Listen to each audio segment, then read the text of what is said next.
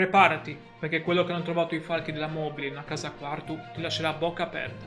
Io sono Matteo e ti ringrazio per essere qui, sull'Isola Informa.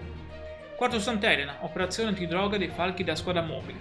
Gli agenti hanno un sospetto su un sessantenne del posto, già noto per atti simili, e decidono di fare una visita a casa sua. Entrano in abitazione e si trovano davanti a uno spettacolo incredibile.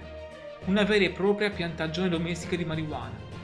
Qui dentro c'erano piante di cannabis altre 3,5 metri, praticamente alberi di marijuana che toccavano il soffitto.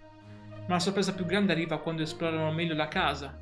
L'uomo non si è limitato a piantare qualche seme, aveva allestito un vero laboratorio. Area per la coltivazione, zona per essiccazione, attrezzature per la lavorazione. Tutto organizzato alla perfezione come una piccola industria della droga. E non finisce qui. Gli agenti scoprono che alcune piante erano in fase di essiccazione, pronte per essere lavorate. Anzi, trovano persino 100 grammi di sostanza già pronta per la vendita, confezionata e tutto quanto. Il sessantenne viene arrestato seduto a stante per coltivazione e detenzione di stupefacenti ai fini di spaccio. Dopo la convalida il giudice le ha dato l'obbligo di firma in attesa del processo. Ma ora ecco la mia considerazione su questa vicenda. Quest'uomo aveva creato un'operazione così sofisticata che sembrava quasi un'azienda agricola legale.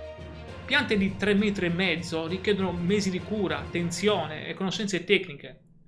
Mi chiedo, se avesse messo la stessa passione e competenze in qualcosa di legale, dove sarebbe arrivato oggi?